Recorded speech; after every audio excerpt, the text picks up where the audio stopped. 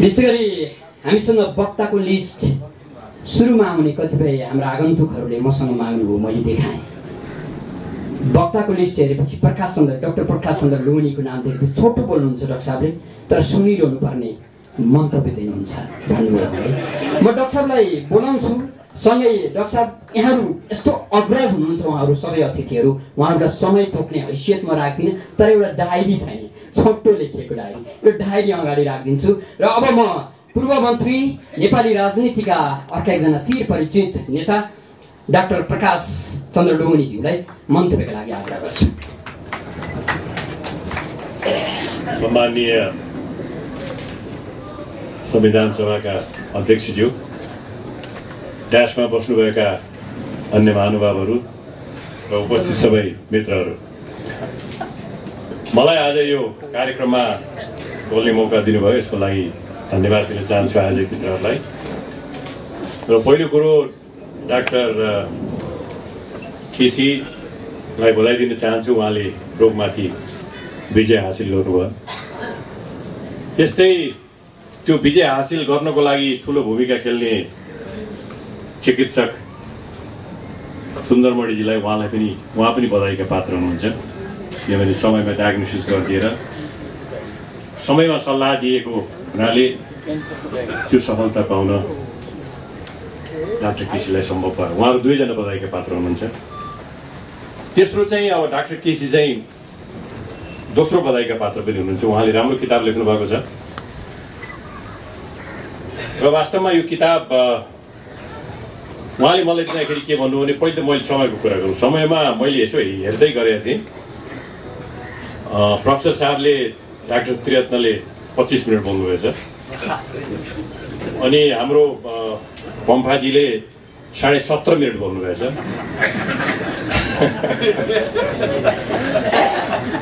25 र 17.5 गर्दाखेरि कति 42 हो। म चाहिँ वैज्ञानिक तरिकाले बोल्दाखेरि त्यसको चाहिँ त्यसलाई भाग गर्दाखेरि 2ले जति हुन्छ त्योभन्दा बच्चा जान्छ।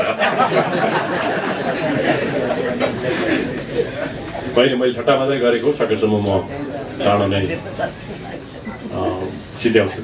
मलाई डाक्टर केसीले भन्दाखेरि यो किताब तपाईँले रिभ्यू गर्नुहोस् भन्दाखेरि कुन पार्ट भनेर मलाई भन्नुभयो, यो किताब तपाईँले हेरेर रिभ्यू गरिदिनुहोस् त एकताली भन्नुभयो। मैले यसलाई सिरियसली लिएँ, किनभने डाक्टर केसीलाई म यो देशको एउटा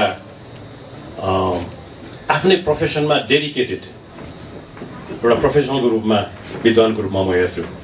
त्यस्तो मान्छेहरू यो देशमा धेरै कम हुन्छ। म आफै छैन, मैले पढेर आएको त पिएचडी गर्ने पढाउने पेसा नै पढेर आयो नि मैले पनि, तर म त्यो पेसामा छैन। कहिले कहिले लेखी ठोपल्छु, भिन्दै कुरा हो, तर I am not an academician. त्यस्तै अरू पेसामा बस्नेहरू पनि पेसा गर्छन्, तर अरूतिर पनि हाँगा लागेको हुन्छ। तर डाक्टर केसी एउटा यस्तो व्यक्ति हो जसले आफ्नो पेसामा प्रोफेसनल रूपमा त्यसमा क्यारियरै बनाएर त्यसैमा डेडिकेटेड भएर उहाँले लागेको व्यक्ति भएको हुनाले उहाँको भनाइ, उहाँको लेखाइप्रति जहिले पनि मलाई रेस्पेक्ट लाग्थ्यो कि is a professional man with professional dedication. र यो किताब त्यसैले मैले सिरियसली भएर पढेँ। र यो पढ्दाखेरि मलाई के लाग्यो भने, सुरुदेखि अन्तसम्म पेज 1 देखिको 365 पेजै पढेँ मैले।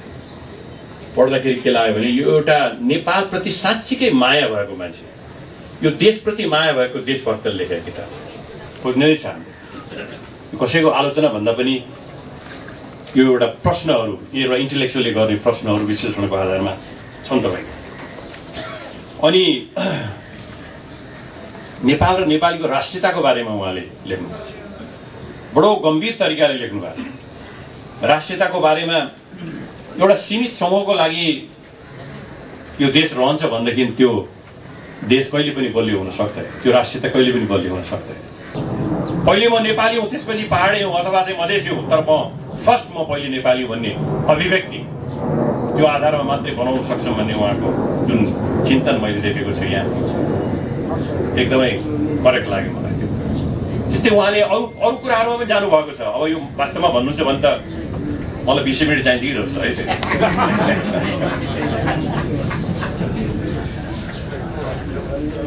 यो शब्दहरूको बारेमा, आदिवासीको बारेमा इज भेरी बोल्ड, उहाँले बोल्डली उठाउनु भएको छ। को आदिवासी हो देशमा, कौटिल्यको समयमा 3000 वर्ष अगाडि नेपाल थियो। 3000 वर्ष अगाडि मान्छे बस्ने मान्छे आदिवासी हो कि अथवा 40 वर्ष कसलाई आदिवासी भन्नुहुन्छ? सिन्जा साम्राज्य हेर्नुहुन्छ भने 12औं 13औं शताब्दीमा त्यत्रो खसरको साम्राज्य थियो, त्यो आदिवासी हो कि? 300 वर्ष अगाडि आउने उत्तरतिरबाट आउने हाम्रो नेपालीहरू त्यो आदिवासी हुने, 15 वर्षको आदिवासी नहुने? यो कतिपयलाई यो कुराहरू मन नपर्छ, तर उहाँले उठाउनु भएको प्रश्न, यो प्रश्नहरू उठाउनु पनि पर्छ, छलफल पनि गर्छ। त्यसैले जुन दृष्टिकोण यहाँ देखिरहेको छु के भने आदिवासी पनि हामी सबै नेपालका आदिवासी हौँ। जसले नेपालको नागरिकता पाएको छ त्यो नेपालको आदिवासी। अब योभन्दा उता नजाउँ। यो को कति वर्ष पहिले आयो भनेर प्री हिस्टोरिक एन्थ्रोपोलोजिकलले हेर्न थाल्यो भने 3000 वर्ष अगाडि यहाँ को थियो? नेपाल रहेछ। भने यो एउटा जुन मलाई लाग्छ हिन्दुस्तानमा भारतमा पनि गरेको यही नै हो कि यो आदिवासी भन्ने शब्दको यो यसमा झुन्डिएर हामीले आफूले आफूको बीचमा विभाजन नगरौँ। जसको नेपाली नागरिक छ, विधिपूर्वक जसले नेपाली नागरिकता लिएको छ, त्यही हो नेपालको आदिवासी, त्यही हो नेपालको आदिवासी। मलाई लाग्छ यो यस्तो खालको यो चिन्तन र यस्तो खालको दृष्टिकोण रहेको छ र यो बडो स्ट्रङ छ। त्यस्तै विभिन्न शब्दहरूको विश्लेषण गर्नुभएको छ उहाँले। खस शब्दको विश्लेषण के हो, खस कहाँबाट आयो, कसरी आयो, एउटा रोचक। अब मलाई त कतिपय कुरा भन्नुहुन्छ भने इतिहासको त म बडो कमजोर विद्यार्थी छु। रविन्द्र कार्की भन्यो, अनि किन त तपाईँ किन यसको कार्की थर कहाँ हजुर अब यहाँ ल्यायो भने झन्झट गर्न थाल्छ नि, कार्की राखेपछि आनन्द हुन्छ।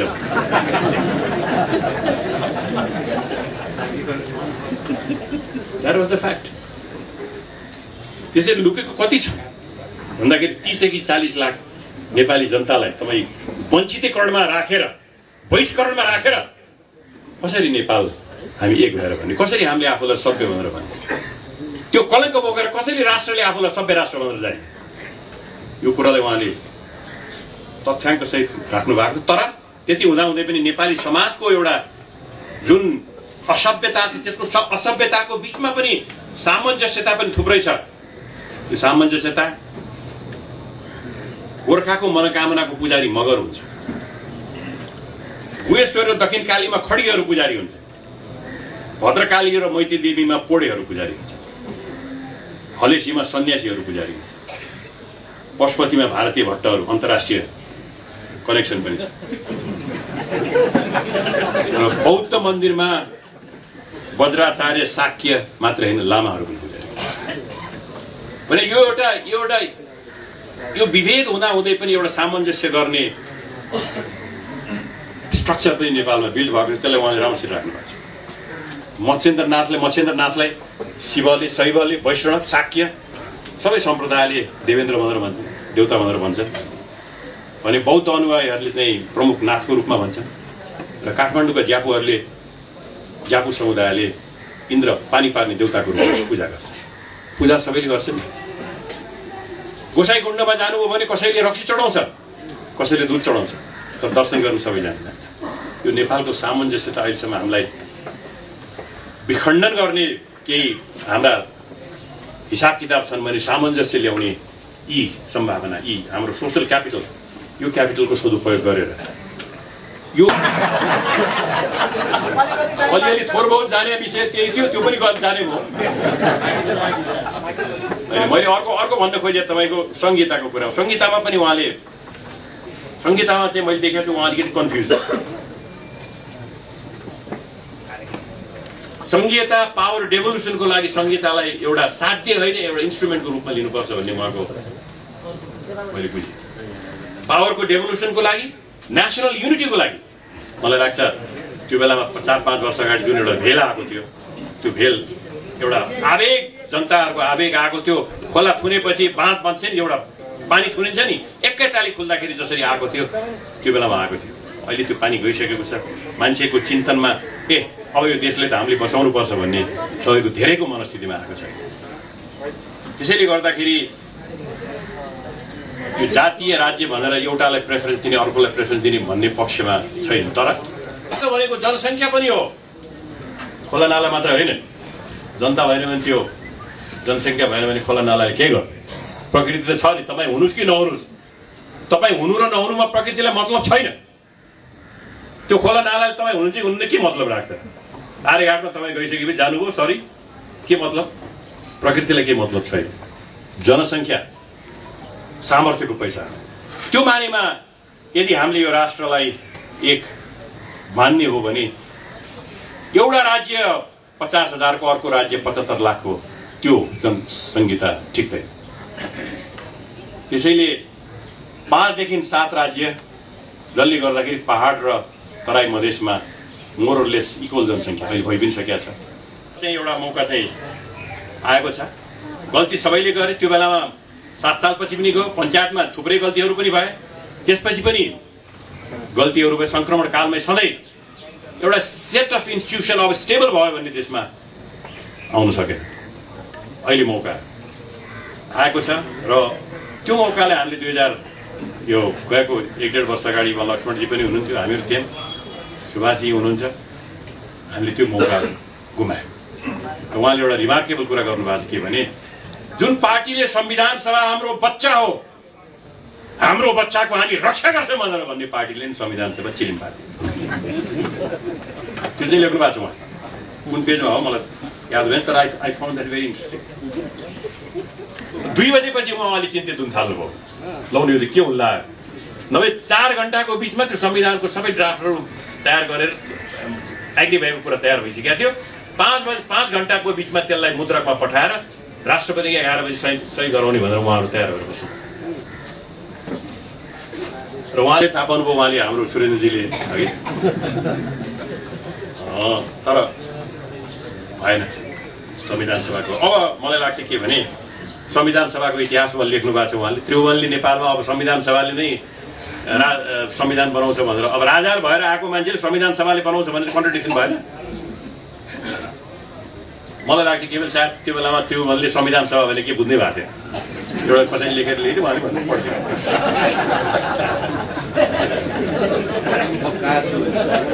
थाहै भएन। अब त्यसपछि तपाईँको संविधान सभाको कुरा नेपाली काङ्ग्रेसले पनि बल्ल बल्ल पहिले त अलिअलि कसिएको थियो, उसले पनि मान्थ्यो पछिबाट है, छोडिदिन्छौँ हामी। पुष्पलालजीहरूले पनि हामी मान्दैनौँ भन्दा भन्दै मान्नुभयो। 2014 सालतिर संसदको चुनाव भयो। संसदको चुनाव भएर तपाईँको चाहिँ संविधान सभा त्यसरी हटेको। अब अहिले आएको छ भने this is our chance to build a new Nepal.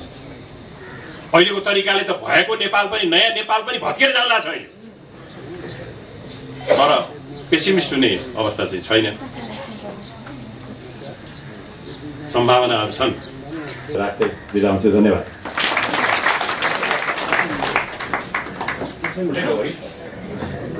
छोटै छोपिएको थियो। डाक्टर साहबले राष्ट्रियता र देशका कुरा धेरै गर्नुभयो। यो कुरा गरिरहँदा कतै हाम्रा नेताहरूले देशमाथि ठट्टा गर्छन् कि, डाक्टर साहबले पनि यो मञ्चमा उभिएर ठट्टा पो गर्नुभएको कि भने जस्तो मलाई चाहिँ लाग्यो। सम्भवतः त्यहाँबाट पनि लाग्यो होला।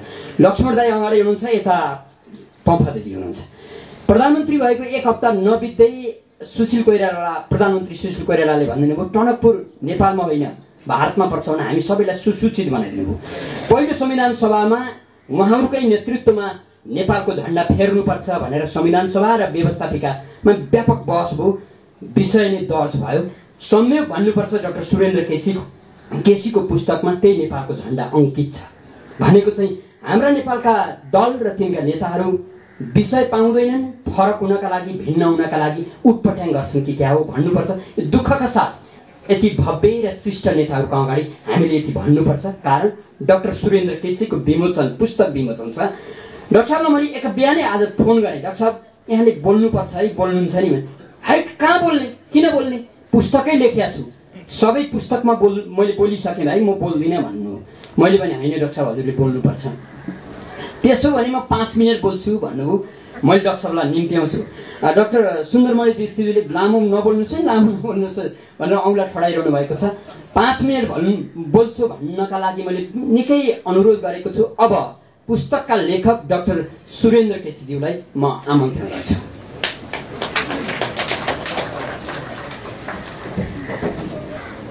आजको समारोहका प्रमुख अतिथि सम्माननीय सभामुखज्यू, मेरो पुस्तकको लागि टिप्पणी गर्न आउनुभएका मेरा गुरु प्रोफेसर त्रिरत्न महान्दर र मन्त्रीद्वय डाक्टर लोनी र पम्पाजी। अब डाक्टर साहेब अब अग्रज जस्तो हुनुभयो, प्रोफेसर महान्दर मेरो गुरु नै हुनुभयो, पम्पाजी त मेरो साथी नै हुनुभयो, हामी सँगसँगै लडेका हौँ, सँगसँगै भिडेका हौँ। तर मैले आजको कार्यक्रमको जुन उपस्थिति छ यो यहाँ पूर्व राजदूतदेखि पूर्व आइजिपी साहबहरू, मन्त्रीज्यूहरू, सभासदज्यूहरू, आयुक्तहरू, लब्ध प्रतिष्ठित नागरिकहरू, यो जो उपस्थिति आज छ मलाई चाहिँ सबैभन्दा गौरव र सफल लागेको क्षण यो भएको छ जो उपस्थिति आज यहाँहरूले दिनुभयो। 20 वर्ष मैले बौद्धिक क्षेत्रमा जो लगानी गरेँ त्यो आज साकार भयो जस्तो मलाई लाग्यो। 20 वर्ष सानो समय थिएन, यो कष्टसाध्य पनि थियो, तर मैले जीवनलाई एउटा ट्रायलमा लैजाउँ भन्ने चाहेको थिएँ। पार्टी बिनाको मान्छेलाई पनि यति माया प्राप्त हुँदो रहेछ भन्ने दृष्टान्त मैले यो समाजलाई दिन सकेँ भने मेरो लागि योभन्दा ठुलो गौरव अर्को हुन्छ जस्तो मलाई लाग्दैन। आज सचिव हुनु पनि पार्टी हुनुपर्ने, राजदूत हुनु पनि पार्टी हुनुपर्ने, भिसी हुनु पनि पार्टी हुनुपर्ने, आइजी हुनु पनि पार्टी हुनुपर्ने, डिआइजी हुनु पनि पार्टी हुनुपर्ने, के हो यो पार्टी भने? तर मान्छेको मनभित्र के रहेछ त्यो मैले आज देखेँ। मान्छेको मनभित्र एउटा सुसुप्त आवाज र एउटा आकांक्षा छ। कहीँ न कहीँ गणतन्त्रले पनि हामीलाई प्रतिफल दिएको छैन, कहीँ न कहीँ हामीहरू भौतारिएका छौँ, कहीँ न कहीँ हामीमाथि इन्जस्टिस भएको छ। समग्रमा यो देशको जो गौरवशाली पहिचान हो त्यसलाई हामीले त्यतिकै स्निग्ध र सुन्दर बनाउन सकेका छैनौँ। गणतन्त्र ल्यायौँ, शहीदहरूले बलिदान गरे, माओवादीले यत्रो जनयुद्ध गर्यो, तर खोइ त मलाई ढुम्के बोलाकी त्यो गीत कसले गाएको हो पनि मलाई धेरै मनपर्छ। लेख्नेलाई म धन्यवाद दिन चाहन्छु किन म एउटा लेखक पनि हुँ। त्यसपछि जो यो कहानी लिएर आएको छ आजको किताबले, धेरै ठाउँमा मैले पढाउँदाखेरि सर अब यति कुरा गर्दा गरे पनि आखिरी उपचार गर्न त दिल्ली नै जानुभयो तपाईँ पनि भनेर भने ठेस लागे जस्तो हुन्छ। के हो यो दिल्ली? के होइन यो नेपाल? के छैन यहाँ? यस्ता यस्ता डाक्टरहरू यहाँ छन्, हामीले ट्रिटमेन्ट गर्न दिल्ली जानुपर्छ। डाक्टर साहब यहाँ अगाडि म कति गौरवशाली भन्ने कुरा मलाई धेरै विश्वासै भइरहेको छैन। आज जो समीक्षकहरूले भन्नुभयो के म त्यति लायक त हुँ भन्ने प्रश्न पनि मेरो मनमा छ। यसलाई भोलि म कसरी अगाडि लैजान्छु, how I could accelerate it, I don't know, maybe others book come age. अब डाक्टर लोनीले दिनुभएको छ कि another topic for the discourse, उपचारको नाममा वितरण गरेको छ। मन्त्रीजी यहाँ हुनुहुन्छ, हाम्रो रामकुमार श्रेष्ठ पछिल्लो मेरो मित्र पनि हो, मेरो निमन्त्रणलाई मानेर आउनुभयो। उहाँहरूको कार्यकालमा 5 करोड रुपियाँ बाँडिएको छ बिरामीहरूलाई। तर चित्रप्रसाद वाग्ले, शिव रेग्मी, त्यसपछि सुरेन्द्र केसी, हामी मर्दैछौँ। What is this? यो राज्य कसको हो? लडेर ल्याउनु हो पम्पाजीहरूले, तर यो राज्य पम्पाजीहरूको पनि रहेन। पम्पाजी तपाईँहरूले यस्तो निष्प्रयोजन युद्ध किन गर्नुभयो? हामीलाई जीवन चाहिँदैन? हामीले बाँच्नु पर्दैन? यो देशमा डाक्टर पढ्नको लागि डाक्टर साहबहरू यहाँ हुनुहुन्छ धेरै। 40 देखि 70 लाख रुपियाँ चाहिन्छ मेरो भाइ। तल्लो वर्गको मान्छेले कहिले डाक्टर नहुने? गरिबको झुपडीमा सेतो लुगा लगाएको मान्छे, सिस्टोस्कोपी बोकेको मान्छे कहिले प्रवेश नगर्ने, एक साथ खाना नपाउनु त छँदैछ। यो कथा हो जस्तो मलाई लाग्यो। म त आएँ, मरेर जान्छु। मैले जे गरेँ, एउटा गाउँमा भारी बोक्नेको छोरो यहाँहरू जस्तो लब्ध प्रतिष्ठित व्यक्तिको अगाडि म आज उपस्थित छु। मेरो लागि योभन्दा बढी के चाहियो र? मैले त जति म डिजर्भ गर्थेँ त्योभन्दा बढी पाइसकेँ मलाई जस्तो लाग्छ। डाक्टर साहेब,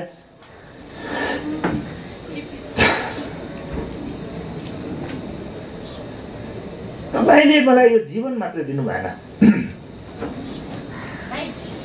आजको कार्यक्रमको खर्चदेखि दिल्लीमा उपचारको लागि लाग्ने खर्च पनि तपाईँले मलाई दिनुभयो।